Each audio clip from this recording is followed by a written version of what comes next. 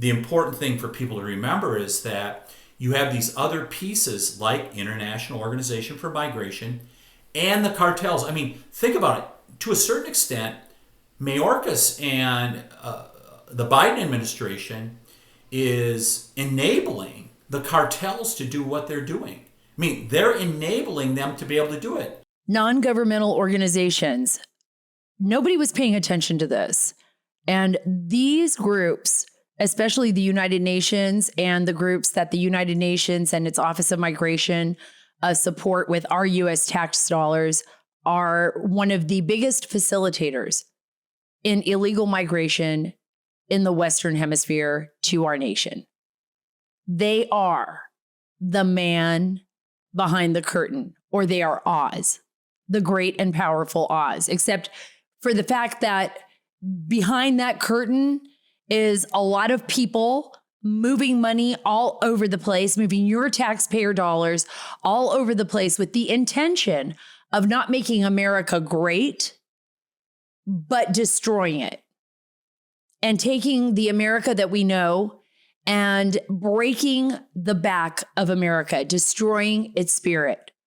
And I'm not talking about the fact that it is because of the migrants or the illegal migrants that are coming this way.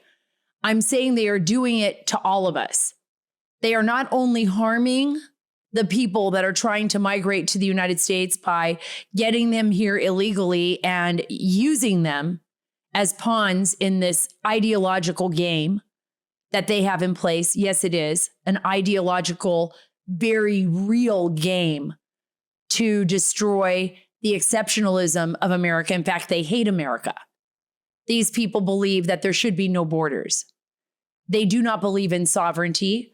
They don't have the same feelings and belief. And I'm talking about the people running these NGOs and these people at the United Nations with the Office of Migration, and those people like the, world leaders in, Venezuela that are communists, or in Cuba, or those dictators in South America, or people all around the world like in Iran, Syria, Yemen, Saudi Arabia. I'm going to throw every nation in there. There is no nation on earth like the United States of America, where anybody from any place and any place in society can be anything they want to be if they work hard enough for it and believe in themselves.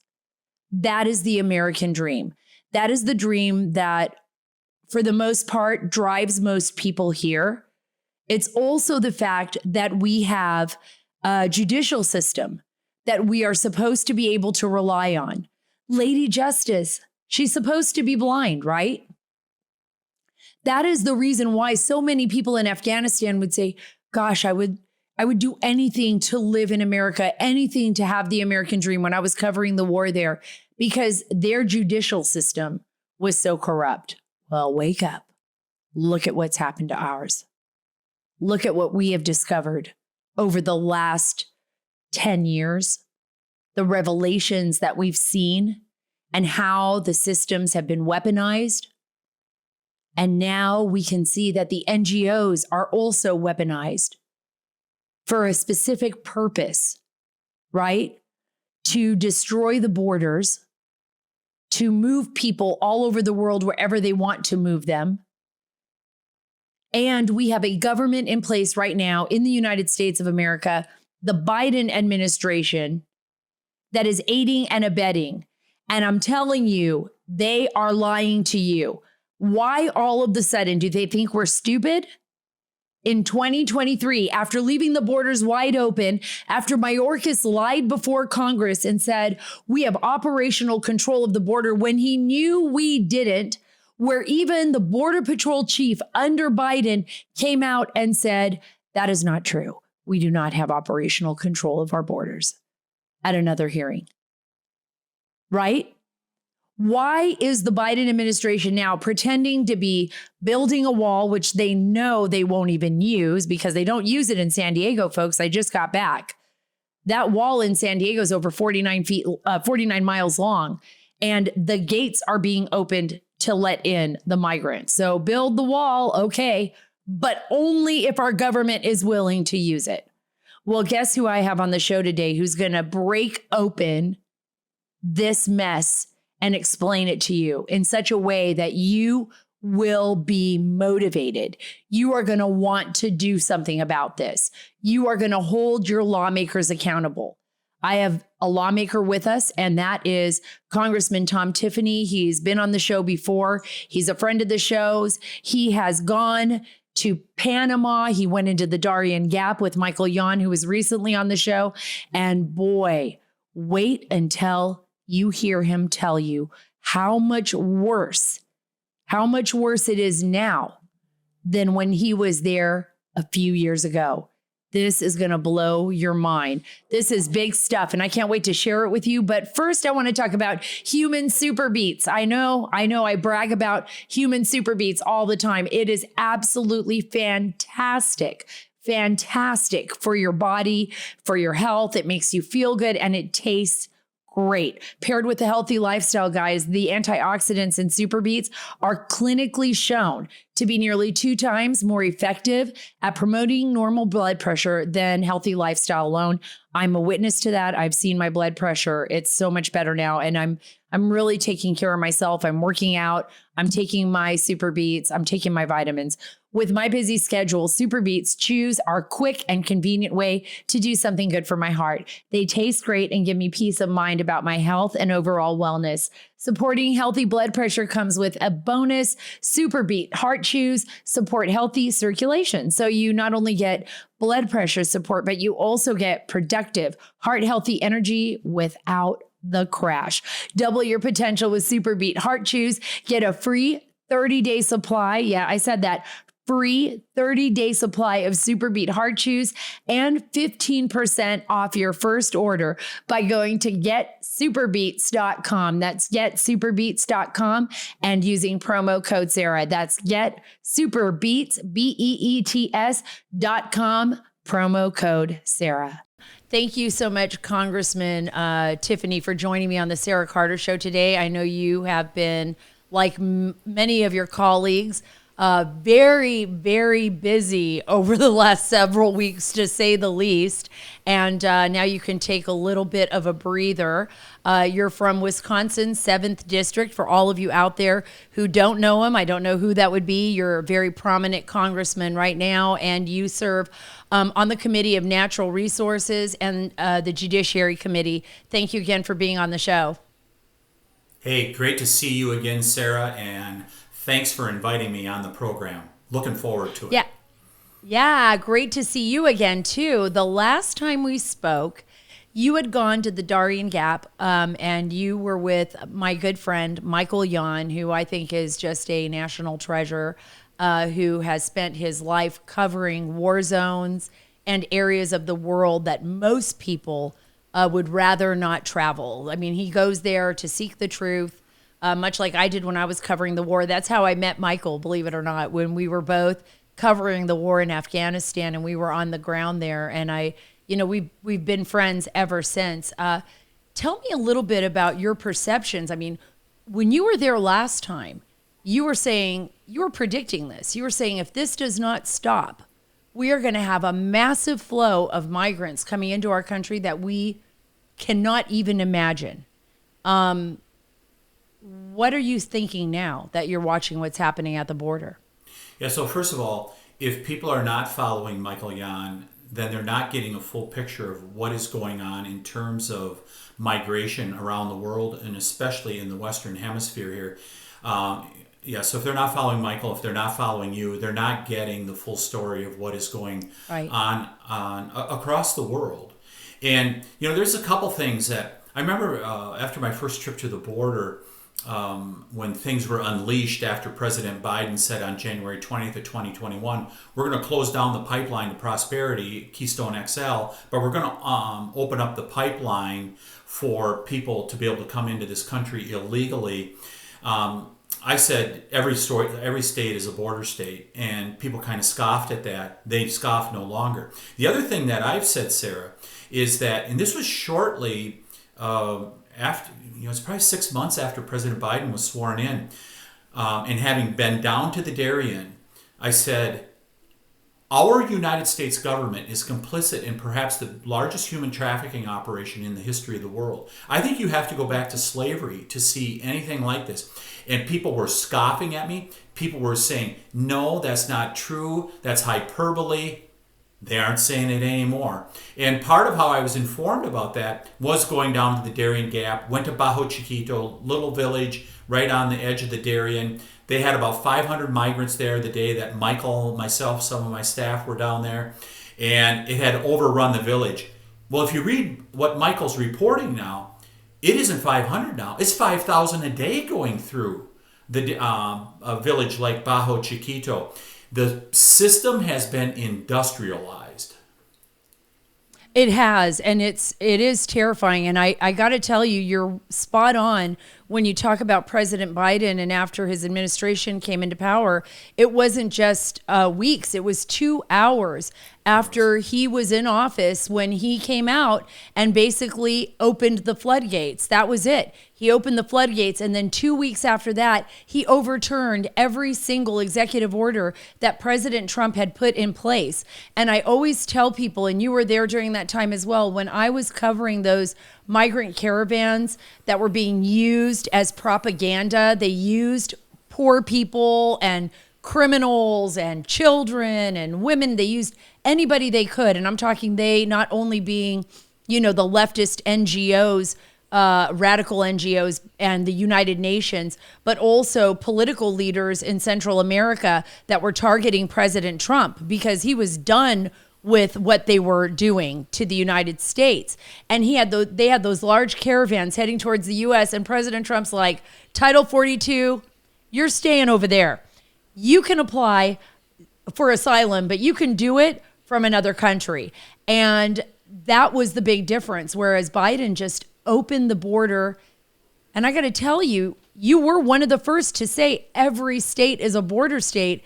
And everywhere I travel now, Congressman, for Sean Hannity or for my own reporting and research, is not on the border. I'm traveling to Chicago. I'm traveling to Denver. I'm going to San Diego. I'm going to Ohio. I'm going to Wisconsin. I'm going to go. These are where the stories are now. We have millions. Yeah, so let's give you a local story from the upper Midwest. I don't know if you saw the story coming out of Bemidji, Minnesota. Bemidji, Minnesota is a small community in northern Minnesota, and it's not unlike where I live in northern Wisconsin. Lots of lakes, tourism districts, a lot of agriculture, stuff like that, but it's small towns, whatever. So 11 illegal immigrants went and raped an 11-year-old up in Bemidji, Minnesota, and people are just stunned up there at what they're seeing. And this 11-year-old said she had 2 girls that were about her age that were next to her. They were gang raped, and this is going on all over America at this point, and people are just stunned that this type of stuff could happen, but we've been warning this is what's going to happen. And by the way, when you talk about the NGOs, one of the things that I found, so first trip down to Texas after Biden opened up the border, I was down in McAllen, Texas. I saw the International Organization for Migration. Guess who I saw down at the Darien? It was also IOM, United Nations outfit. They use your money to be able to pump these people into America. They're giving them remittances. They are complicit in this. I mean, they're the ones that are doing it. And they get How do they do it? How do they do it? Because I want people to understand. I interviewed Ambassador Rick Grinnell just about this as well. Remember, he was with the United Nations for State Department. He was the ambassador there. I've interviewed Michael Yon. You've seen this for yourself. I'm building a case here of facts. How does the United Nations do it with our money? Yeah, so the International Organization for Migration had these tents set up when we were down there a little over 2 years ago at the Darien Gap. And they had these tents set up, and they would process the people coming in. They would get information from them, have transportation for them, was probably the most important thing. They got a bus for them, and they would begin their journey from the Darien Gap all the way through Central America and Mexico and come into the United States. But everything we understand at this point is that they are now doing things like remittances. They give them a roadmap for how to get into the United States. They will tell them the right words to say. They coach people as far as this is what you need to say. I'm coming in to, I'm an asylee and I'm seeking asylum in the United States, because those are some of the magic words that they need to say. And they're getting them clothing. I mean, they are working every day to be a critical part of that pipeline that brings people into America. And then they try to hold the high ground, Sara, but they're just a piece of the puzzle along with the cartels in Mexico to be able to get in. And that's why I'm so critical of also the faith-based organizations like Catholic Charities, that where they have they're saying, hey, we're just doing the humanitarian thing. There's nothing humanitarian about the pull of bringing all these people to America, many of them that will die en route, or in the case of women, be raped repeatedly. There is nothing humanitarian about what these groups are doing. And they know it, and they continue to do it. And these organizations like the United Nations, of which the United States gives the majority of funding, which is our taxpayer dollars, is literally being allocated to aid and abet the drug cartels and these human traffickers, and aid and abet the movement of the biggest migration we've ever seen to our country, illegal migration in one of the most dangerous areas of the world. How is this possible? And what can Congress do to try to put a stop to this? So how it's possible is that it can be done is that you have a lawless administration. And this is what concerns me, just speaking generally about the United States of America. We see the crime that is going on across America. We have this lawlessness.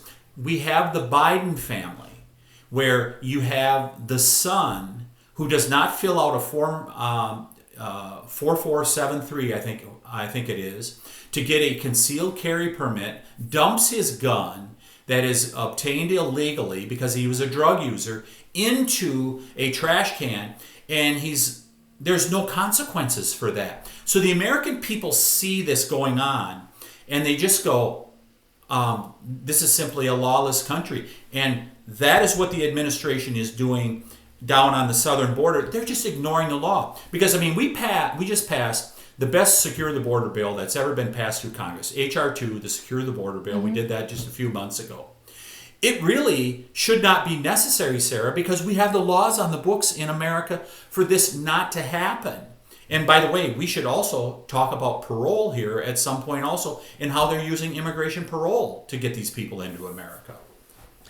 No, let's definitely talk about immigration parole right now, because I think that is very important. That's something that needs to be addressed, and how they're bringing people into this country. And while we were sitting here, I just got a text from a Border Patrol source of mine in San Diego that said, hey, we got 400 people today that are going to be dropped off in the middle of San Diego at one of the bus areas, one of the bus locations. There is no room for these people at any of the shelters, and they haven't done any background checks on them, and they're just releasing them into the streets.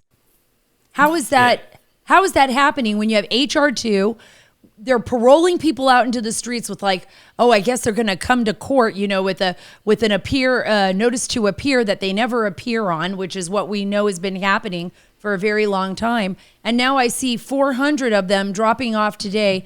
400, who knows, maybe criminals, maybe men that could possibly be involved in situations like that poor child faced in Minnesota.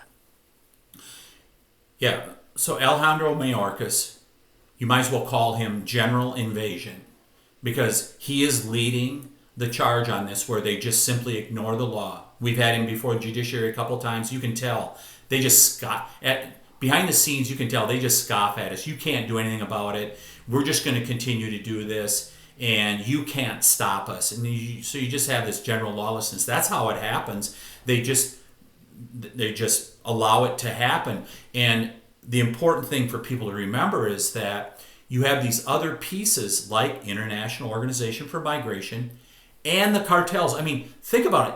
To a certain extent, Mayorkas and the Biden administration is enabling the cartels to do what they're doing. I mean, they're enabling them to be able to do it. And it's just crazy that they're doing it. In regards to parole. So let's first of all explain what immigration parole is. Parole was put in place in 1954 to be able to bring people in on a case-by-case basis. If they have, for example, a debilitating disease. Let's say there's a young child in Africa that they're very sick. They can only get the treatment in America. The head of Homeland Security can bring that person in and get them treatment, and then they return to their country. That's parole. Correct. You do it on an individual basis. They have weaponized it. They've made mass paroles now. The Afghans that came in, 80,000, back in after the disastrous withdrawal of Afghanistan, Mayorkas just gave them parole. 80,000 people. Did not do it on an individual basis, just did it en masse. They're doing the same thing now with Venezuelans, Colombians, and other countries in Central America and the islands. They're just waving them in saying, we are offering you parole. And once again, they're supposed to specify though a duration of parole. It's supposed to be a temporary period of time. It's Yes. not supposed to be an end all be all, is it? that is correct. It's supposed to be temporary. We all know it's not. I mean, think about TPS. So what is that? Temporary protected status. We have people that have been here for 20 years that were saved from the hurricanes, like down in Nicaragua or whatever. They were never returned to their home country. Temporary protected status was meant to bring you here temporarily. They've just ignored the law, Sarah. Once they're in the United States, they're like, you can't take them out. Introducing Beam Dream. That's what I'm doing. I'm introducing you to Beam Dream. We've been raving about Beam's Dream Powder, their healthy hot cocoa for sleep. It is amazing and it tastes great. And today, my listeners get a special discount on Beam's Dream Powder, their best-selling healthy hot cocoa for sleep with, listen to this, no added sugar. Now available in delicious flavors like sea salt, caramel, cinnamon, cocoa, and chocolate peanut butter. Better sleep has never tasted better. A recent clinical study revealed Dream helped 93% of users wake up feeling more refreshed, and 93% reported that Dream helped them get a more restful night's sleep. Have you ever had sea salt caramel ice cream? It is by far the most delicious, in my opinion, ice cream in the world. That's just where my taste buds go. And I also love chocolate peanut butter. So they have these. Yeah, I know. And they are delicious. You really, really have to get them. Trust me. And not only will you drink this delicious hot cocoa, but you will just go to sleep so peaceful, so restful. I don't have any bad dreams. It feels wonderful. Find out why Forbes and New York Times are all talking about Beam and why it's trusted by the world's top athletes and business professionals. If you want to try Beam's best-selling Dream Powder, get up to 40% off for a limited time when you go to shopbeam.com/Sara Carter, SaraCarter, and use code Sara Carter, SaraCarter at checkout. That's shopbeam.com/Sara Carter and use code Sara Carter for up to 40% off.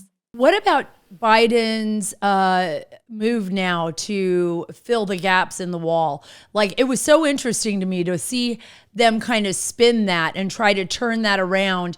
Mayorkas had told Congress, he had lied to Congress saying we had operational control of the border. Biden administration is now going to reopen what they had shut down, which was to build that wall. I think there was billions of dollars of investment that President Trump had put into it. It was just sitting there. I was watching part of the wall rot these last 3 years just by the border. Now they're going to do that again.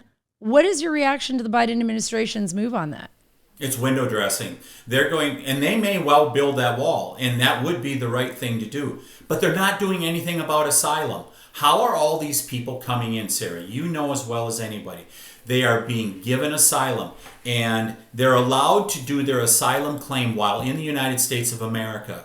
The reason we got control of this in the previous administration is that you had to make your asylum claim in Mexico, remain in Mexico, right?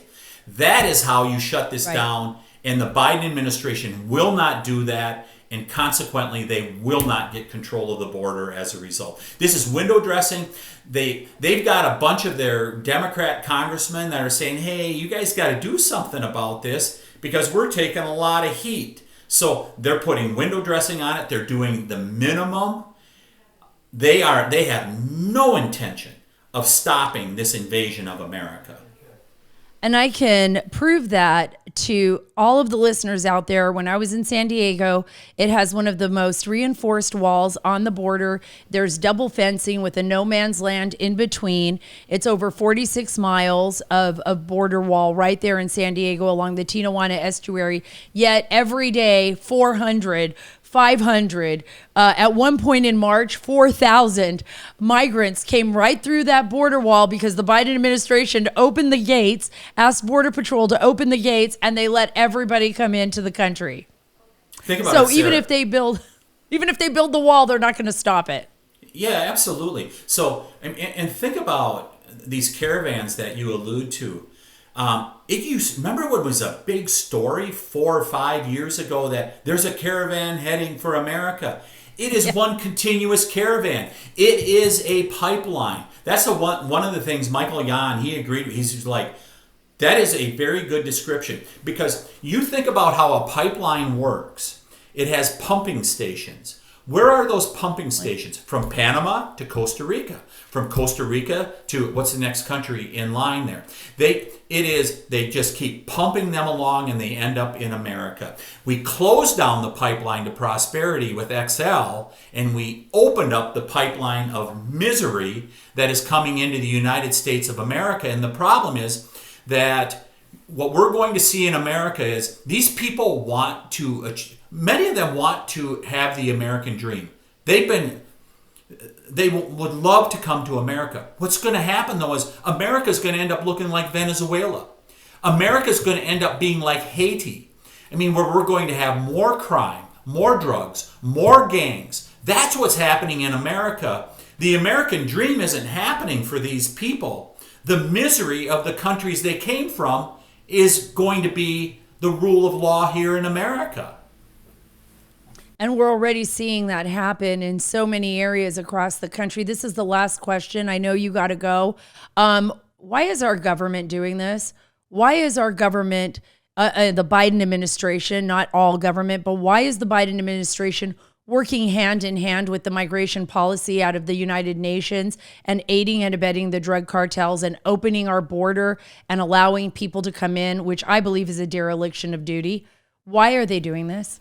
I think you go all the way back to Woodrow Wilson when he dreamed up the League of Nations, ultimately became the United Nations after World War II. There's always these people that have believed that we just need to be a global community. And ultimately, what's at the heart of it? They don't believe in American exceptionalism. I mean, when you take a look at the people that are involved with the World Economic Forum, they detest this notion that there's an exceptional country in this world. And really, that is at the heart of it in so many ways, whether it's saying, America, you can't use fossil fuels anymore. America, you should be happy that all these people want to come to your country and we're going to force them upon you.